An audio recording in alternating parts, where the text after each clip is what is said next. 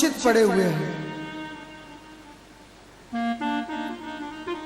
इंद्रिय जन्य विषय सुख का राग इतना परिपक्व है, जो ज्ञान वैराग्य जो भक्ति के बेटा है वो हमारे हृदय में वो मूर्छित हैं, सोए हुए।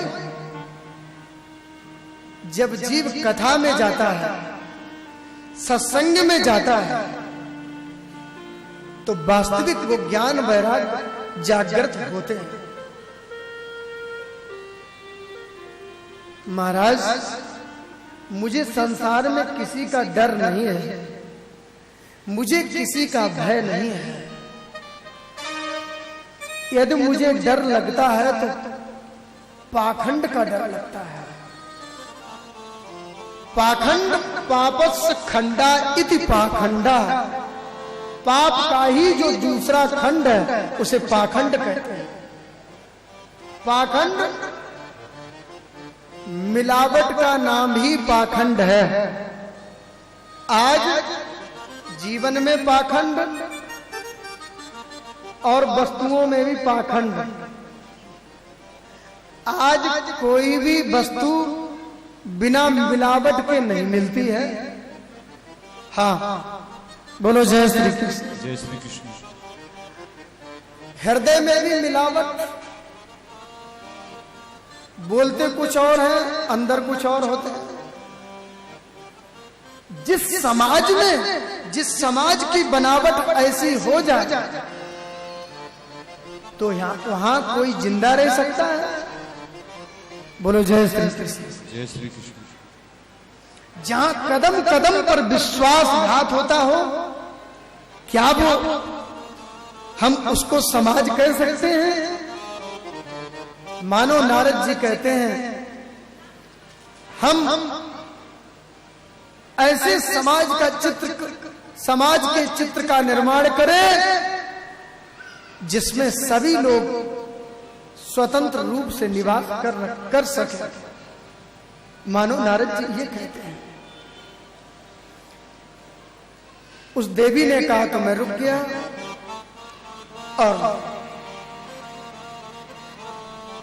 उस देवी ने कहा, महाराज, यदि ऐसा ही मेरे ऊपर अत्याचार, पापाचार, दुराचार, भ्रष्टाचार होता रहा तो मैं इदम स्थानम परित्यज्य विदेशम गम्यते मया, मैं यहाँ छोड़ करके मैं विदेश को चली जाऊंगी।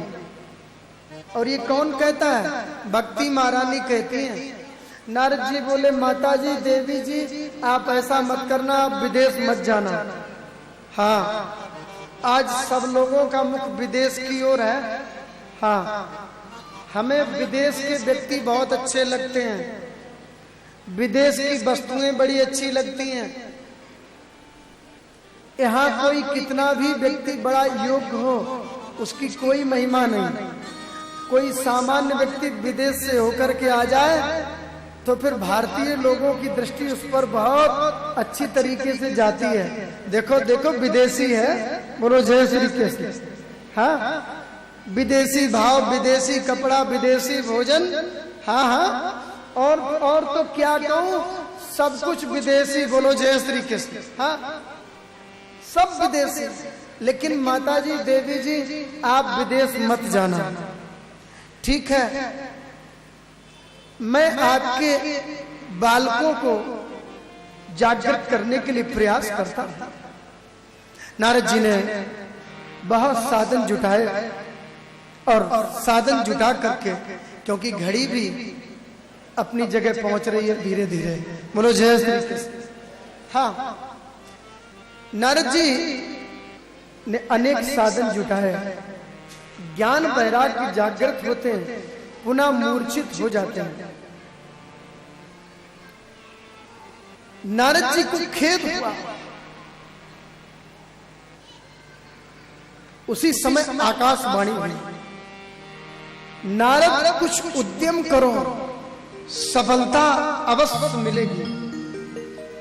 व्योम वाणी तदैवा भून मारिषे खिद्यतामिति, उद्यम सफलस्तेयम भविष्यति न संशय। नारद कुछ उद्यम करो, सफलता मिलेगी। नारद कुछ सत्कर्म करो, उसी से इनका उद्धार होगा। नारद जी ने विचार किया, आखिर ये सत्कर्म क्या है और ये सत्कर्म की परिभाषा क्या है। देखो, आकाशवाणी ने बात बिल्कुल गोलमाल करी। अरे आकाशवाणी ने जब कहा तो कम से कम आकाशवाणी कह देती भाई ये सत्कर्म होता है, ये भी नहीं कहा सत्कर्म की परिभाषा तुम्हें कोई महात्मा बताएगा। अरे भाई, किसी महात्मा का, किसी ऋषि का नाम ही बता देती आकाशवाणी। नाम भी नहीं बताया, स्थान भी नहीं बताया, आकाशवाणी ने बात बिल्कुल गोलमाल की। ठीक है, नारद जी चल पड़े। नारद जी चलते चलते वहीं पहुंच गए। अचानक ब्रह्मा जी के 4 बेटा मिल गए। नारद जी से पूछ दिया और नारद जी से कहा कि भाई ये बताओ, माम चिंताम कुरुदेवर से हर्षम चित्ते समा। नारद जी आप चिंतित क्यों हैं? नारद जी कहते हैं, मैं सब जगह पर घूम करके आया, मुझे ये नहीं पता चला सत्कर्म क्या होता है, सत्कर्म की परिभाषा क्या है। सनकादिक बोले, बस इतनी छोटी बात के लिए इतने परेशान हो?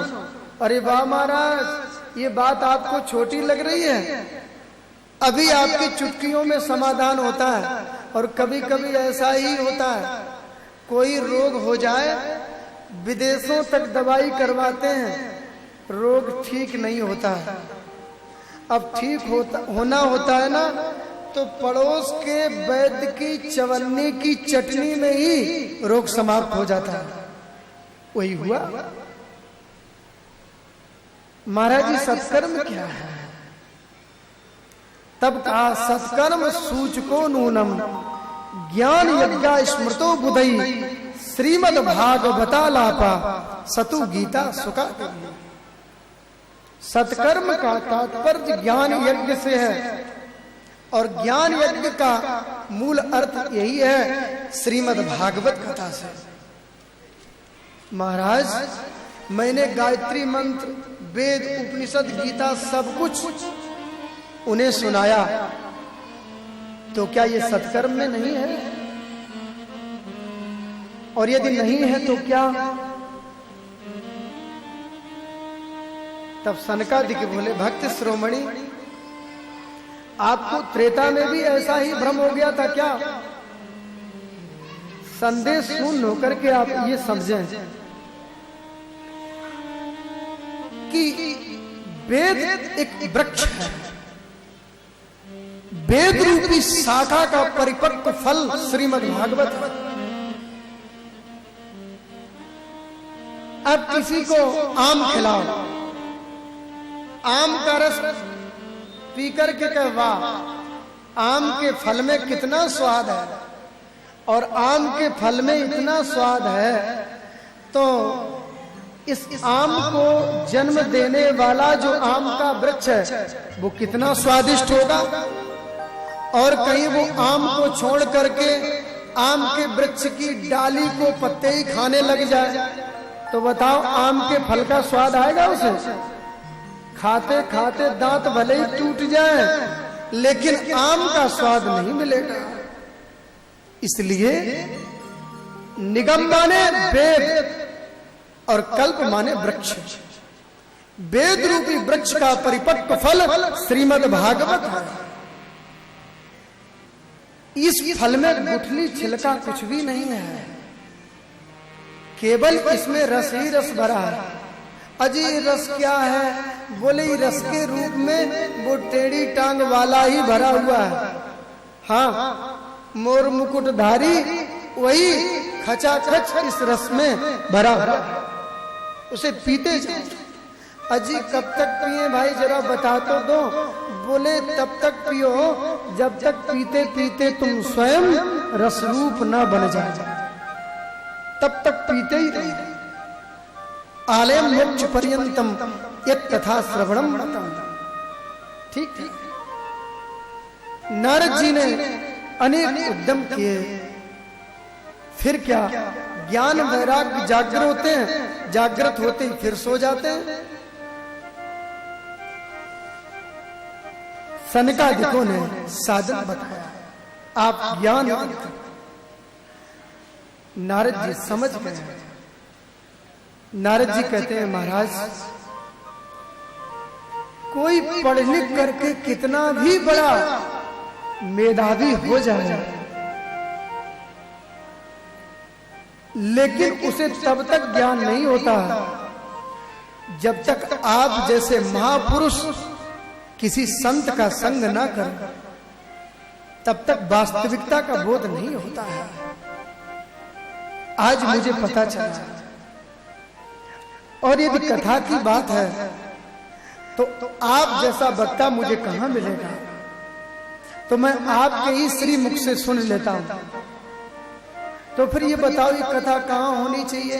देखो ये बात चल रही है बद्री नारायण धाम, हाँ बद्री विशाल,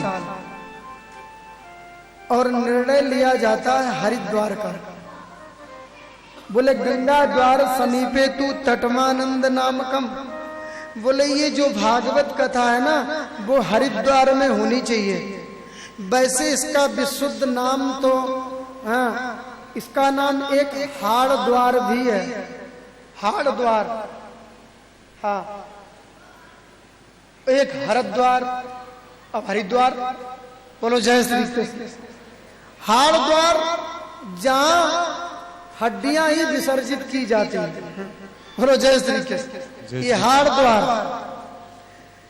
और हरिद्वार, हरिद्वार हरि का द्वार।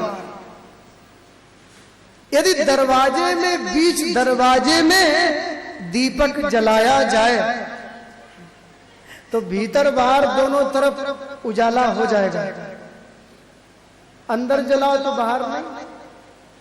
तो बोले ये मध्य की जो भूमि है ना, ये बहुत अच्छी है। और देखो देखो, ये ऊपर से जरा हम थोड़े नीचे चल पड़े और नीचे वाले थोड़े ऊपर आ जाएंगे, और मध्य की भूमि में ये कथा बहुत अच्छी रहेगी। ठीक है जी। प्रायः बड़े बड़े महापुरुष होते हैं जो समाधि में ही रहते हैं, वो संसारियों के बीच में ज्यादा नहीं आते हैं। कुछ ऐसे भी संत होते हैं। बोलो जय श्री कृष्ण। जय श्री कृष्ण। बोलो जय श्री कृष्ण। जय श्री कृष्ण। सूत जी कहते ऋषियों,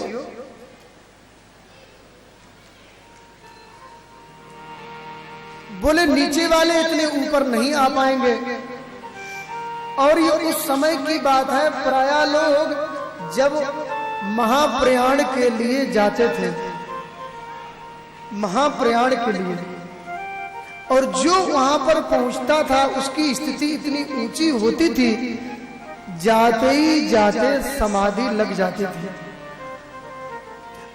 जब श्रोता समाधि में होए तो वक्ता कथा कैसे सुनाएगा? आप विचार करो।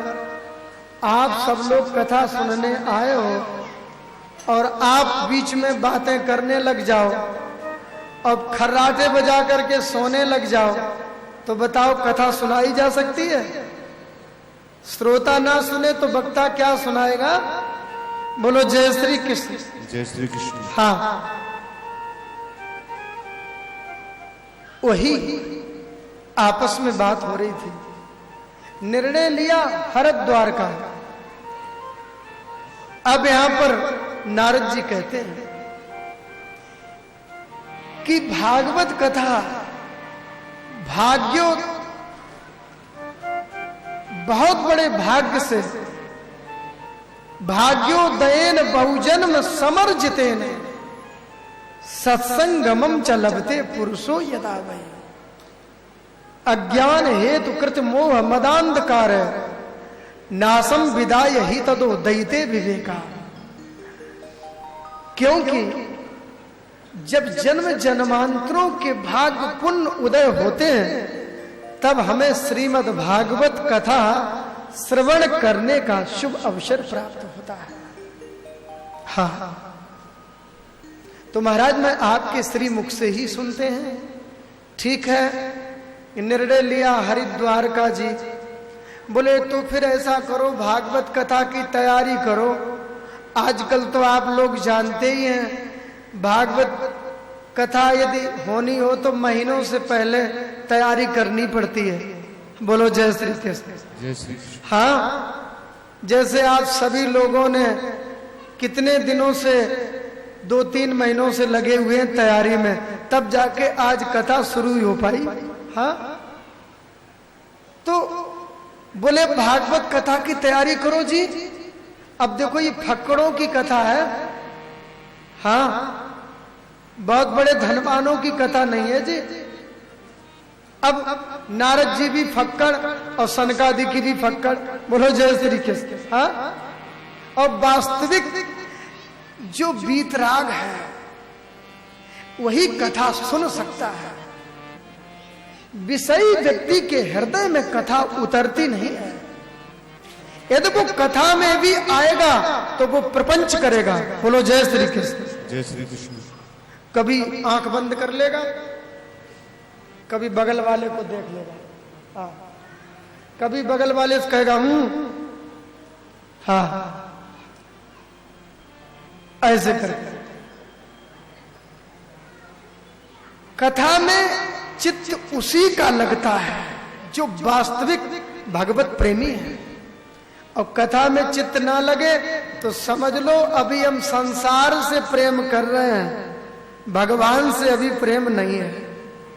और संसार से प्रेम करने का मतलब रुई का पहाड़, रुई का पहाड़ जानते हो, इतना ऊंचा, और थोड़ी बारिश हुई बैठ गया। बोलो जय श्री कृष्ण। जय श्री कृष्ण। ऐसे ठीक है, तैयारी करने लगे कथा की। बोले जाओ निमंत्रण दे करके आओ। पहले तो पीले चावल चलते थे, आपको पता हो, चलते थे ना, सुपारी दे देते थे। आजकल तो जिसके घर में इतना बड़ा कार्ड ना पहुंचे, अरे मेरे घर में निमंत्रण तो आयो ही ना है, हम कथा सुनवे कैसे जाएं। बोलो जय श्री कृष्ण। नहीं भाई, भगवान की कथा जहां हो रही हो वहां कार्ड का इंतजार नहीं करना चाहिए। संसार के कोई कार्य हो वहां कार्ड आए ऐसी भावना हो तो गलत नहीं, लेकिन भगवान की कथा में निमंत्रण नहीं देखना चाहिए कि हमारे यहां निमंत्रण नहीं आया, कार्ड नहीं आया तो हम नहीं जाएंगे। धावंत प्याययौ सर्वे प्रथमम ये च वैष्णवा। जो कथा के प्रेमी होते हैं वो धावंत दौड़ते भागते चले जाते हैं। बोलो जय श्री कृष्ण। जय श्री कृष्ण। कहां हो रही है कथा, कान के दोना संभाल करके उसे पीते हैं, एक भी शब्द कहीं छलक ना जाए। जैसे शालिग्राम का चरणोदक। तैयारी होने लगी। बोले देखो निमंत्रण देने जाएंगे ना, ये भृगु जी जाएंगे। भृगु जी, भृगु ऋषि हैं, आप सब लोग जानते ही हैं, ये बहुत अच्छे ऋषि हैं। और चलो कथा कहाँ, बोले गंगा के तट पर व्यास गद्दी बनाई जाए, तो गंगा की बालू लेकर के इकट्ठी कर दी, ऊंची एक जगह पे इकट्ठी कर दी। बोले श्रोता आएंगे और इनको बैठने में 3, 4, 5 घंटे तकलीफ ना हो तो इनके लिए बढ़िया गद्दे लगाने ही पड़ेंगे। तो उन्होंने कहा काम किया, गद्दे कहाँ से आए, उन्होंने गंगा की बालू को ही बराबर कर दिया। बोलो जय श्री कृष्ण। जय श्री कृष्ण। कोमल बालू बिछा दी और भृगु जी चले गए निमंत्रण देने के लिए। अब देखो भृगु जी को निमंत्रण देना खूब अच्छी तरीके से आता है। आज भृगु जी ने जाकर के एक एक व्यक्ति का दरवाजा खटखटाया और यहाँ तक लिखा है कि मिथ्या गौरव के प्रमाद ने जिनको बांधा, भृगु ने उनको बोध दिया लाकर फिर साधा। जो लोग मौज मजा में सोए हुए थे, हाँ, जो जिनको ज्ञान की भ्रांति थी, मुझे तो ज्ञान हो चुका है, अब महाराज जी आगे क्या बोलने वाले हैं मुझे सब याद है। ऐसे व्यक्ति लेटे हुए थे तो भृगु जी ने उनका दरवाजा खटखटाया। अज्ञानी लोगों का भी भृगु जी ने दरवाजा खटखटाया। सुनो सुनो, तुम लोग अपने घर में सो रहे हो, कितनी सुंदर कथा हो रही है, चल करके सुनो। हल्ला हो गया, भाई कथा करवाने वाले यजमान कौन है? जब कहीं कथा होती है ना जी, तो दो व्यक्ति का नाम आता है। तो बोले ये बताओ, ये कथा करवाने वाले यजमान कौन है? बोले फला व्यक्ति। अरे वाह, ये तो बहुत बढ़िया कार्य कर रहे हैं। अच्छा ये बताओ, ये भागवत वक्ता कौन है, कथा सुनाने वाले? तो ये वायु वेग के समान बात फैल गई। तब लोगों को सुनने को मिला कि भाई श्रोता तो नारद जी हैं और वक्ता तो सनकादिक हैं। हे भगवान, ये वक्ता श्रोता दोनों ही भागने दौड़ने वाले हैं और नारद जी तो एक घड़ी से ज्यादा रुकते नहीं हैं, तो ये रुकेंगे कैसे? बोले कोई कितना भी भागने वाला हो, भगवान की कथा बड़े बड़े भागने वाले को रोक लेती है। हाँ, किसी का मन बहुत दौड़ता हो, बड़ी बड़ी तेजी से दौड़ रहा हो, बड़ा चंचल हो, उसका मन भी भागवत की कथा में आकर के रुक जाता है। बोलो जय श्री कृष्ण। जय श्री कृष्ण। ये भगवान की कथा की महिमा है। बोलो जय श्री कृष्ण। जय श्री कृष्ण। हाँ, रुक जाता है। सूत जी कहते ऋषियों, सभी लोग आए और सनकादिक कथा सुनाने वाले, कथा सुनाने वाले सनकादिक है, वो परम विरक्त, परम ज्ञानी, मूर्तिमान त्याग, मूर्तिमान वैराग्य, मूर्तिमान ज्ञान। और नारद देव ऋषि सारी सृष्टि की हित भावना को लेकर के वो कथा सुनने वाले वो नारद जी।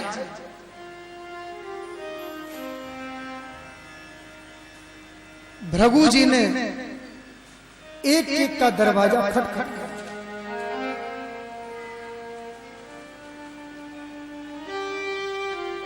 बड़े बड़े श्रोता गंगा के किनारे आए। श्रोताओं की भीड़ जुट गई है।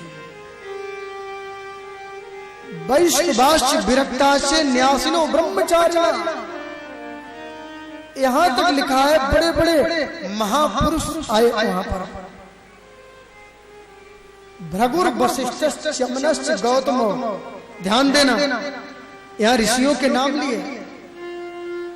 मेदा तिथिर देवल देवराता, रामस्तथा गादि सुतस्त साकलो, मृकंड पुत्रा त्रिज पिप्पलादा, योगेश्वरो व्यास व्यास पराशरौ च छाया सुको जाजल जन्म मुख्या, सर्वेत्यमि मुनगणा सैपुत्र शिष्याः स्वस्तिर भिरायुरति पड़ेलिता।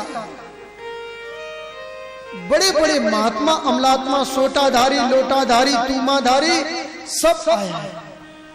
जो गृहस्थी थे वो अपने परिवार को लेकर के आए, सन्यासी थे वो अपने शिष्यों को लेकर के आए, जो ब्रह्मचारी थे वो भी आए, बड़े बड़े वैष्णव आए, भक्त भी। देखते देखते गंगा का किनारा श्रोताओं से भर गया।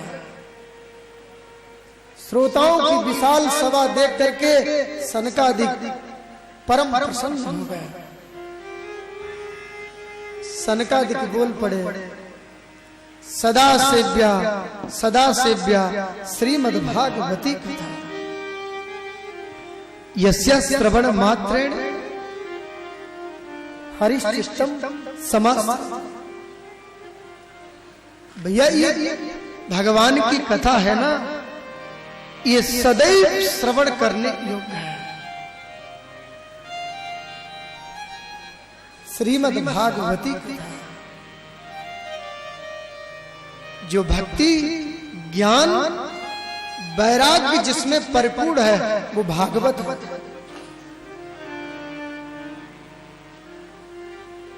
सदैव श्रवण करो। बोले इसके सुनने से क्या होता है जी? बोले हरिश्चित्तम समास्त्रे। हरि भगवान, हरि का मतलब जो हरण करने वाला है। हरि यानी जो हरण करता है। हम लोग कथा सुनने आए हैं ना, इसलिए आए हैं हरि भगवान हमारा हरण करना। हरि अर्थात जो हमारे चित्त का हरण करता है। हरण करने के बाद हरिश्चित्तम, वो हरि चित्त में समाश्रित, हरि आकर के चित्त में बैठ जाए, हठात अवरुद्ध हो जाए। फिर क्या होता है? बोले भिद्यते हृदय ग्रंथि छिद्यन्ते सर्व संशया क्षीयन्ते चास्य कर्माणि। सारे संशय भ्रम समुदाय हट। बोलो जय श्री कृष्ण। जय श्री कृष्ण। एकम भागवतम शास्त्रम मुक्तिदानेन गर्जति। एक भागवत शास्त्र कलयुग में ऐसा है जो गर्जना करता है, अरे जीव मेरी शरण में आ, मैं तुझे मुक्ति प्रदान करता हूं। ये भागवत है। धिक्कार ऐसे मानवों को। कहा है यहां पर सनकादिक बोल रहे हैं, आजन्म मात्र मपि एन सठेन किंचित चित्तम विधाय सुख शास्त्र कथा न चांडाल वच्च खरवत तेन नीतम मिथ्यासु जन्म जननी जन दुख भावा। धिक्कार है ऐसे मानवों को जो मानव तन पाने के बाद भी भगवान की कथा से वंचित है।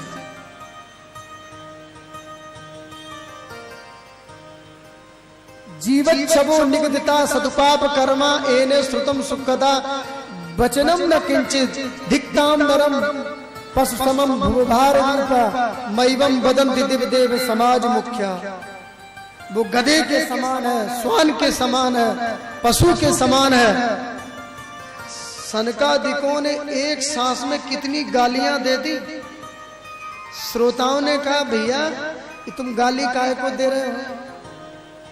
सनकादिक बोले हम गाली कहाँ दे रहे हैं? बोले मैं सुन क्या रहा हूं, वो खर के समान है, गधे के समान है, श्वान के समान है? ये गाली नहीं तो और कौन है? सनकादिक बोले ये गालियां मैं नहीं दे रहा हूं। बोले कौन दे रहा है? बोले मैवम वदन्ति दिव्य देव समाज मुख्या। ये देव समाज ऐसे मानवों को गालियां देता है।